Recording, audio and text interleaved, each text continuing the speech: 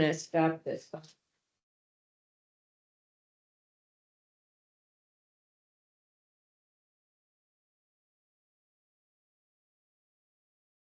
Yeah, I was going out to see if anybody was still left on the MD2C program over at DOD, and lo and behold, there's a person with my exact write-up. I brought up my profile and they're exactly the same. It was like, no. So I sent a note to that person and I said, you've got my profile on your site. If you don't take it down, I'm reporting you immediately. It went down within probably 5 minutes. Oh. But well, it's nice of you to not just report them. Well, that was a false threat.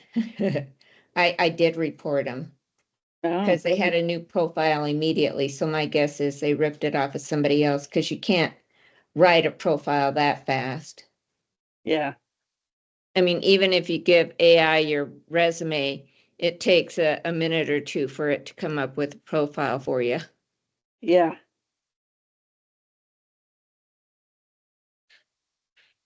I'm finding, in my opinion, that now I can sort of spot when something's written by AI because it's got a dullness to it. Well, that and if you do anything in academia, all the papers tend to use certain phrases over and over again, which is quite convenient for spotting it. But, and then the fun thing is when you get two papers that are exactly the same. Well, my husband taught college for a long time, and he would basically get these papers where, like, it would be very poorly written, the whole paragraph. And then in the middle, there would be like one very well written paragraph. And he literally would copy it out and just put it, this is years ago, it's like 10 years ago now, but you just put it in the Google search engine and find the source. And up it comes. Up it comes. I mean, not even, I mean, just blatant plagiarism. It's really, well, let's see. We've got a few people here, so I'm going to welcome the folks that have shown up, and I appreciate your attendance. And I'm going to get started. For those of you who don't know me, I'm Becky Winston, president of CPM. We're going to try to start holding these meetings more often. So probably on a quarterly basis. We got a couple comments when we did the survey after the last members meeting with people saying they wanted more contact, more member meetings. So we'll be doing that, and I'll let you know some of the other stuff that we're going to be starting. The agenda for today is to talk about some of the CPM member offerings, the new strategic pillars, some networking opportunities that will be starting beginning next month, open discussion on challenges in the marketplace. If anybody has anything to share, any issues, Barbara and I were just talking about a couple issues that were out there. Overview of existing services, then any items that you'd like to place before the board, myself, on what you want and need from CPM. Any questions on the agenda thus far? Okay. Daryl, if you could track the conversation in the chat box, I'd appreciate it too. Or any raised hands. Yes, ma'am. Thank you. Okay, our offerings. We're going to be starting the Global Conversations Club. Our first offering is on the 20th of May at noon Eastern Time. We're going to have Dr. Ian Tepestalian speak. He's a professor over in the EU. He teaches at 2 or 3 different universities. So he'll be talking to us about some of the current issues that are being faced amongst our colleagues, as well as he'll have some specific insights on the EU if you're interested. I already mentioned we're going to try to move to member meetings 3 to 4 times a year virtually. We have renewed our membership in NDIA, and that means everyone who's a member of CPM has a membership in NDIA. You can access newsletters, updates, some of their networking activities through that membership. You also have an opportunity to participate in ISO standards. Those are international standards. We are currently a member of TC 258, which is the project program and portfolio management standards. And of interest to this group, they have an implementation guide on EVM, an international standard on earned value management that will be updated here shortly, published. And then they are also reviewing and updating the work breakdown structure guidance, which might be of interest to you, as well as having guidance standards in project, program, and portfolio management. We're also a member of TC 176. Wendy Hilton is our lead in that particular TC. We have a couple of our members that belong to that particular TC and have been tracking especially 9001. So any of you who are involved in the certification for 9001 might be interested in that. They're just updating that. They'll be finalizing their updates in a few weeks, is my understanding. So we're also going to be working on some training courses.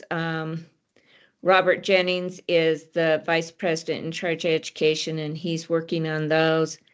And then as we did last year, we're also going to have various opportunities for our members to speak at conferences and forums. And we've expanded this now to our international membership.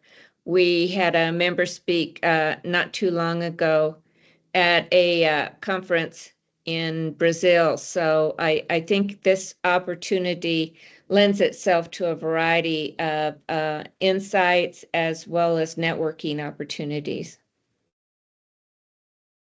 Our strategic pillars, we updated these to become more current and more in line with what we were seeing on the surveys from our members. There's going to be advocacy for the profession. We've had some trouble with our LinkedIn account. Daryl could probably speak more to that. But you're going to be seeing more and more articles out there advocating for the profession, the benefits of performance management professionals in your organization. As I said, Robert Jennings is working on education and training, and part of that is also including activities through partnerships that we're developing.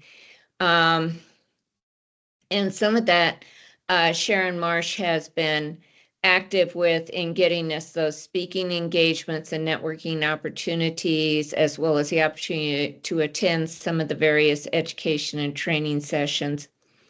And then networking with professionals, of which this particular forum will allow us to do that when we have the open discussion. Just as a highlight, there is a new strategic management plan and updated bylaws also on the website. So if you want to see what we are trying to train our eyes on and develop, the strategic management plan should give you some of that insight. We're also looking still for a vice president of finance and a vice president of standards. Wendy and I have been trying to cover the VP of standards position now for 2 years, I think it is. And it gets to be quite a bit if that's not your sole focus. So if you're interested in either of those positions, please send me an email. Okay, I mentioned upcoming networking opportunities. The Global Conversations Club is a joint presentation between one of our partners over in the UK and CPM. And it's a virtual meeting to present different presentations on current topics that are out there in the marketplace, presented by leading authors, professors, and others. And some of the others are individuals such as we have in our call, some of our sponsors. So if you're interested, please let me know. We have a presentation for half the dedicated time, and then it's an open question and answer. We used to do this back about 4 years ago during the COVID time, and there has been some discussion about what happened to it, where'd it go. So we're starting it back up. CPM members used to make up almost half of the people who attended, and these were attended by about 30 to, I think the high was 80 people on one of these virtual meetings. So it's quite interesting, and the open exchange of ideas is probably the best part of those particular conversations. We're hoping to have some sponsor presentations. So if you're a sponsor, what we'd like to do is just have you do a short presentation for members to familiarize them with tools that you have available, your consultancies or other offerings that you have. Award presentations will happen again this year. It happens once a year. Those are the awards like the Dresniak Award, the Professor of the Year, the President's Award, and others. And then, as I mentioned, we have several speaking opportunities that come up with PCE, the Federal Forum, and others. So if you're interested in participating in any speaking opportunities, all we ask is that you put it on the CPM template, and then you can talk on whatever you agree with to talk about. But what it does is get the college's name out there, and people come up and ask you about the college. So now we're going to have an open discussion, and just to remind ourselves what the open discussion has to do with any practice opportunities, job search issues, consultancy issues, career transition support, or other issues out there in the marketplace. Does anybody want to kick this off?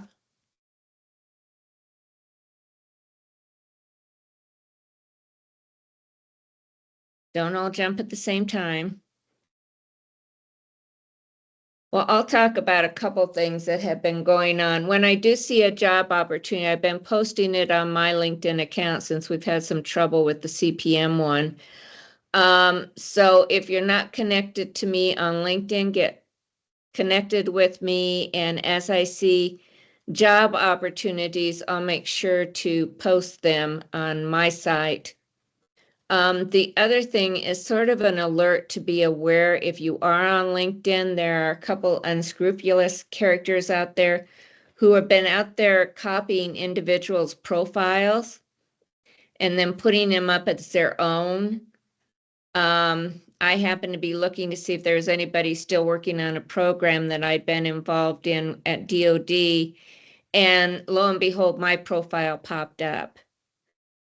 In some discussions with some other professionals out there, others have experienced this.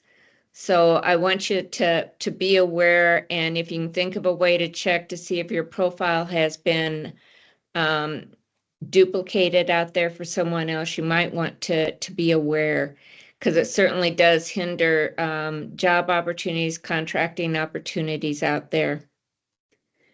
The other issue that you might want to be aware of is that there are a bunch of what I would call scammers out there on LinkedIn who are sending notes out to individuals talking about how much they love your qualifications, but they want to have all your contact information. There are no jobs that exist with these people. They show up as having worked with medical consultancies or with medical pharmaceutical companies and things like that. When you do some digging or you call the firm, those people do not work with them. So be aware of that. Anybody have any others that you're aware of?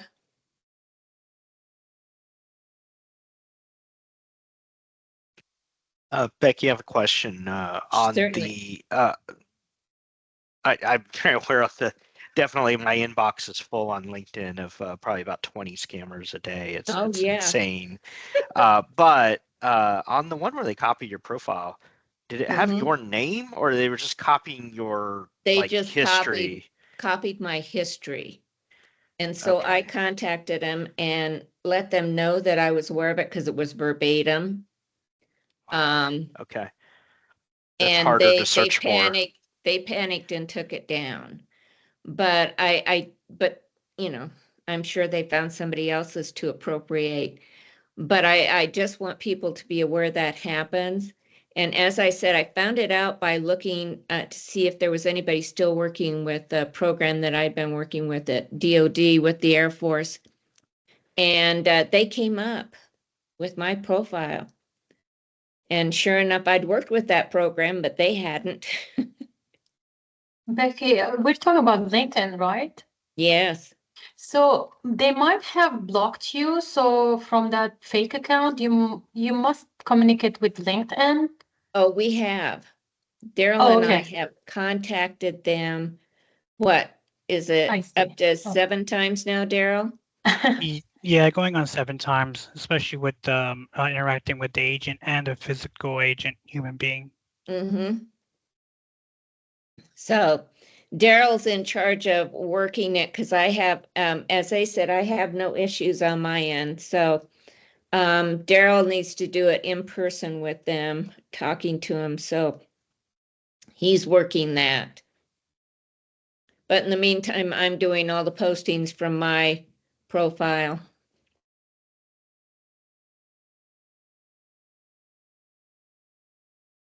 Anything else?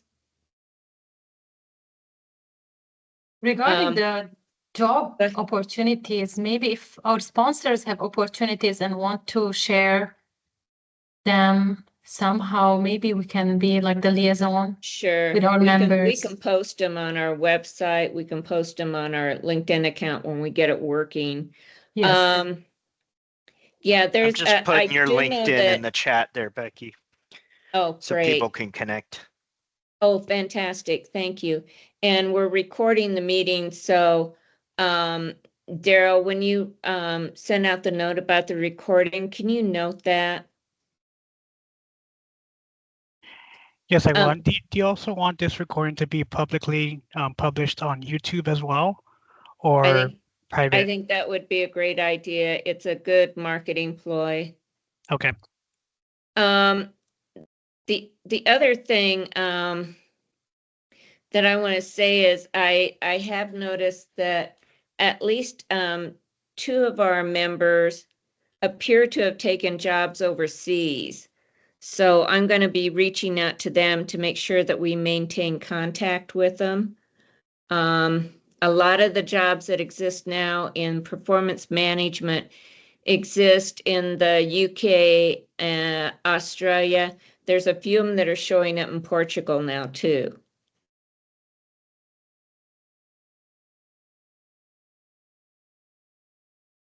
Okay. I'm going to catch up to where we were. Okay. If any of you have any topics that you'd like to discuss, we're going to try to set a meeting in September. I have a proposed date on the last slide, and I'll be sending out a note about that. But anything you'd like to see for the next meeting, any steps you'd like us to take as a member or a sponsor, I truly appreciate that. And if you're interested in getting more involved, especially if you have jobs or anything like that, anything that could help out a fellow member, I'd certainly appreciate that information too. Any questions?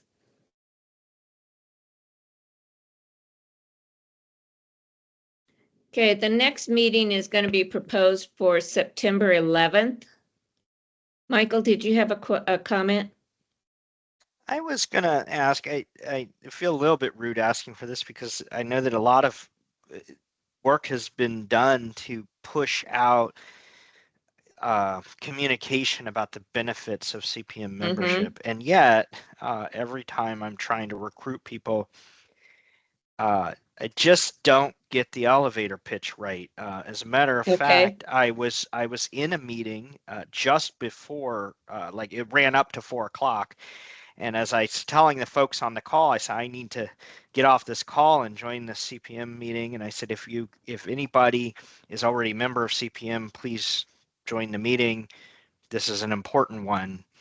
And then a bunch of people who are not CPM members asked me, well, what is this? Why should I join? What do they give? And I needed that elevator pitch. I needed that quick 5 bullets, because I was like, and I just didn't have it right on the tip of my tongue. So, well, you can get PDUs and EDUs, like that's really, or CEUs and PDUs. That's like great, thing. But yeah, I would just really like to get that elevator pitch down on the benefits. And then the other thing, and this surprised me, some of the people on that call were members and didn't even know about this meeting. So I forwarded it to them, and then and so that was so clearly. There's just we still got some things to work out on that side of things. Yeah, we might need to, Daryl, you and I and Barbara might need to have some type of powwow with Memby to make sure we can get things pushed out. And then just we don't need to bother everybody with this, but I just want to put a bug in your ear, Becky. So Pinnacle Management has been a sponsor, a corporate sponsor. That started a couple years ago. You start offering corporate sponsorships where we can get five memberships. 5 memberships, because I think that's really the way to go. Because I want to encourage my people to join, but if it's individual memberships, even if I offer to reimburse them, it's just not as effective as me just saying, you know what, I'm just going to buy memberships for people. So I need to renew that with you, and I'm having trouble doing it. So I'll follow up with you. But yeah, Daryl, can you work with Michael and get that renewal taken care of? Yes, ma'am. I know, Mike, you have been sending me emails. I apologize in advance. I will tighten it up. And when you email me again, I will answer your email. I promise. Okay. Yeah. I'm not trying to throw anybody under the bus. I just oh no, that's not a problem. We're all busy people, and we're all scrambling, and so I appreciate that. We'll take care of the corporate sponsorship, and any other sponsor that's on the call, if you haven't taken advantage of those 5 memberships, I urge you to do that. The more people we have participating, the better the offerings are going to become. Any other business that we need to take care of? Anyone have any other issues? I mean, you don't hurt my feelings if you have an issue. It just lets us take care of it so it's not a continuing issue. Okay, I appreciate everybody's time. Daryl, let me know when you've got the recorded meeting posted so that we can send out a message to the members. Sounds good, Becky. Okay. And would you copy Barbara on that? That way she can draft something out and get it out through Memby. Sounds good. I do have a question, and I'm speaking as a board member and a member from CPM. This may not be, I guess, able to answer right now, but what is your vision in the next year or 2 years on where CPM will be at, considering the fact with the federal job loss and AI movement and so forth? So just wanted to open that up before anything else. I think we can take advantage of the movement toward AI. One thing that I'm hoping is to have some offerings on that global community chat regarding AI, the use of AI, because we're not necessarily promoting AI accurately within the community. The human intervention in the AI products that it produces should not go away. Otherwise, you end up proliferating bad material, in some instances, bad decision making. And you can actually take a project down with AI. So I have a friend in Spain who's also a member of CPM who has been studying some of this for her PhD. And one of the companies that she was working with actually terminated a project because of bad data that AI was using. It wasn't till they did essentially a forensic dive into the project to see what happened that they discovered that there was bad data that AI was accessing. So I think we need to have some real conversations about that, talk to people who are doing real studies in the area. So that all of us become informed users of either AI or the information that is being put together as a product out of AI. As far as my vision, given all the turmoil, at least here in the United States and some overseas as a result of the US, what I'm hoping to do is to do more outreach, more networking, making sure that members have opportunities to speak and get their names out there. We have exceptionally bright people that are members of CPM who haven't always had the forum to have the visibility for what they know and to talk about how they can apply what they know. I started it with the PCE program that was down in Brazil, contacted one of our members down there, got him involved, and he did a presentation on the CPM template, as well as answering questions and manning a table for us down there. But a lot of people came up to him afterwards. They were not only interested in the submarine program that he was involved with, but they were interested in why he was a member of a US-based association. So Maurizio was able to answer those questions and was able to get people interested. And we also got one member out of there too. So I think it grows individual by individual, but we have to get the word out. We have to get our members out. It's not about getting the board more airtime. Generally, it should be about getting our members more airtime because they're the real stars. Any other questions? Hi Becky, it's Barbara.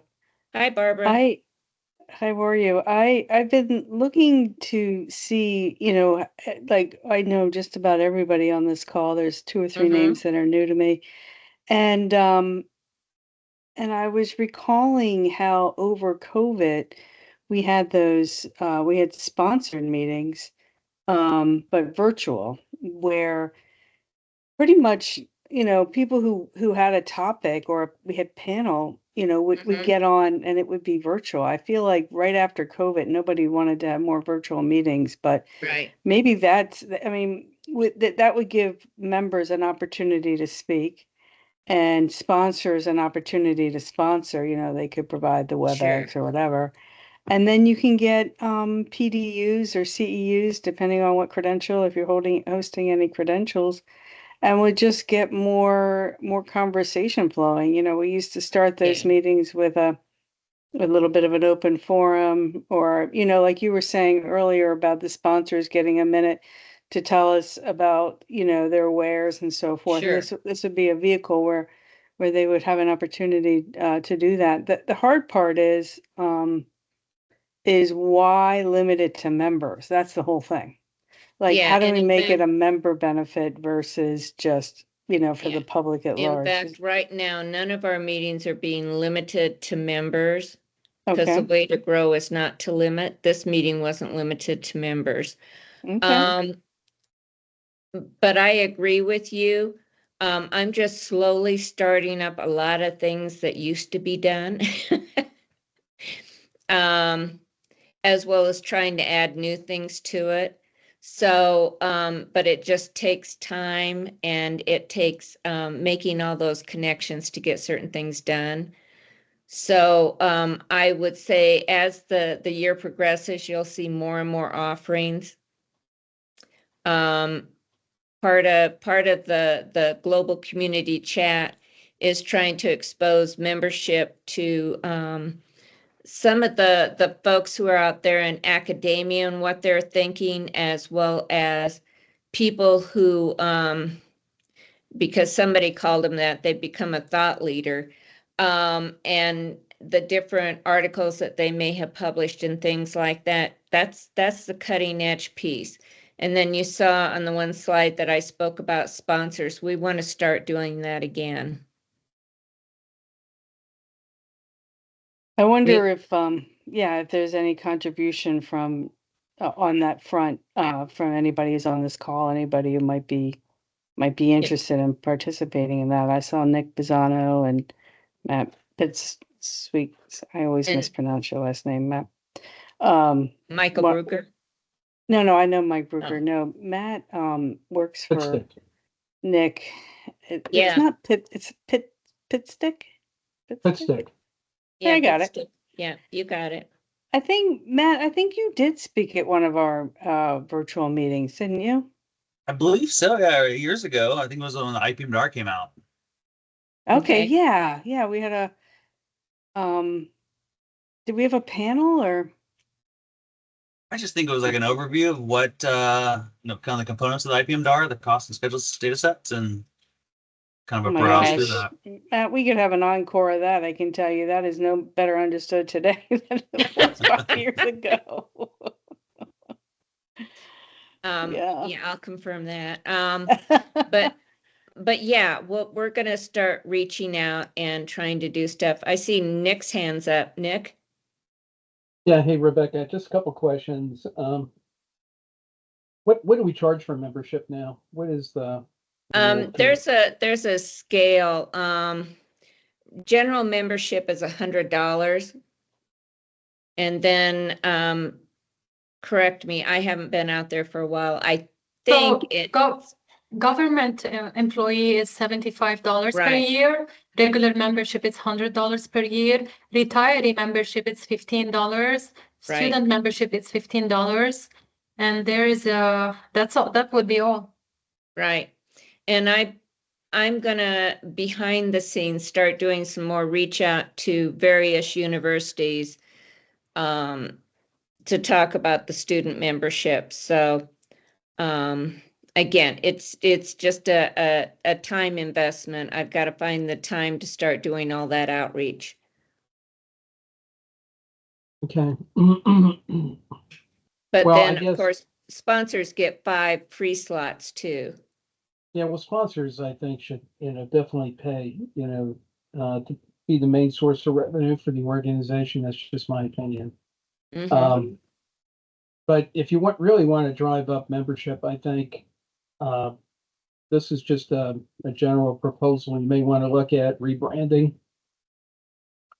And instead of, focusing on earned value management, which, as we know, is constantly under attack, even by a lot of the folks who ostensibly are part of the community. I was surprised to learn some things when I was at the last Systems Engineering NDIA conference regarding that. It might be best maybe to return to our roots as a program management association. Well, we are starting some of that rebranding. Earned value management generally appears like the 3rd or 4th thing that we're promoting. Performance management in toto is being pushed, and that includes project, program, portfolio management, as well as analysis, all the supporting areas of quality management, risk management. So we are broadening out. It's just going to take time for some of that to sink in. Yeah, I mean, I think that's it, is that when you mention CPM, this is a problem I have, just like Michael stated. When I mention CPM, everyone's thinking of earned value or scheduling analysts, people at the analyst level, right? The folks that I'm talking to try to get them to participate are the program managers, right? Because if the program manager shows up, everybody else in the domain is going to show up, right? Because the program manager is going to be there. Right. you know, I don't mean this necessarily as a negative comment, just as a realistic one. You know, I'm in my 7th decade now, and I've been doing this for 45 years. You know, very few folks at the domain level are going to be self-starters when it comes to professional development in an organization like CPM. They're just not going to do it. Right. And, you know, as it is, as a result of that, we seem to have cliques that have developed that, you know, want to dominate a particular organization or a particular domain with what they consider to be acceptable discussions. Mm-hmm. But several years ago, you know, when I first joined PMA and I was the business manager at PEOA at NavAir, our PEO made it mandatory that we go to the PMA meetings.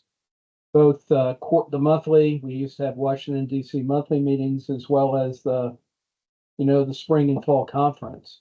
Mm-hmm. And because the PEO was there, the program managers were there, all the analysts were there, the counterparts in industry were there, and we would draw, you know, 6, 7, 800 people, you know, to a conference or a meeting.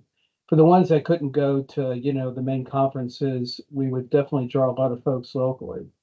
Right. And I think, you know, this is just my opinion, and it's not necessarily right, but because maybe there's just not the interest out there.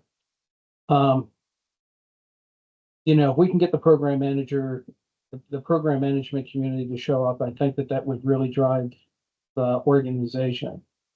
And it would also shift the focus and would help to, you know, rebrand the organization so it's not viewed as a, you know, limited scope, you know, that it has limited scope on one particular aspect of, you know, integrated program management, right? And I agree with you. I'll bring this before the board at our next board meeting, which is coming up in about a week and a half or so. So I'll bring that up. I'll put it on the agenda. So those of you who are board members know it's going to be coming up. I think that we need to start pushing all sorts of information out and doing a lot more contacting, but also contacting outside of the government spheres too. Yeah. And that's one reason why I'm focused on trying to get information out there that's available to non-members to try and draw people in. Because I think if we get them in the door and they start networking with those of us that are within membership, we'll be able to grow. Yeah, I agree. I mean, you know, CPM can't afford to turn anybody away. No. You know, it's going to have to be reconstituted from the grassroots. You know, there's no doubt about that. We just need to get them to show up and let people, you know, drive the agenda. Right. I agree, Nick. Daryl, your hand's up. Yes, Becky. I just have about 3 questions, or you're limited to 2, Daryl. Okay, sounds good. As far as the senior people that are on the call and senior members as well, I know we discussed it last year as far as bringing up a fellows environment within CPM. Is that still possible? Yes. Now that I'm in charge, yes. And as far as our YouTube channel, CPM's YouTube channel, we are very close to getting it monetized. We just need the watch hours to bump up more. So in regards to this all current events of AI movement and stuff like that, CPM will be able to obtain some revenue via YouTube since we're very close to getting it monetized. Yeah, just go out to YouTube at CPM and start watching a few of the YouTube videos that are out there for those of you who are on the call. They're good background too while you're working on other stuff, because I've done that. Daryl, did you have one more? And for the YouTube channel, is this the right place to talk about the YouTube channel with sponsorships? You can. With sponsors, maybe have some future webinars with sponsors via our YouTube. Is that possible as well? Yes. Okay. Yes, if sponsors are interested in doing that, absolutely. So if you're interested in doing that, if you could contact Daryl and myself, we'll try to facilitate all that.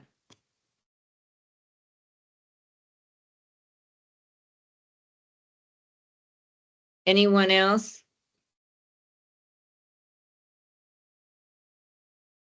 If not, I want to thank everybody for their participation. And you'll see some communication rolling off of this. I have taken my notes. If you saw me looking down, I was making notes on my phone. Not trying to rely on that 70-year-old memory here. So I just want to assure you that you've been heard and that we'll be either exploring what you've said or actually taking action immediately on some of the items that you guys had. So I appreciate everybody's participation, interest, and hope to see you at the next one. Right now, again, the tentative date is 11 September, and I'll be getting more information out on that over this summer. Thank you, guys.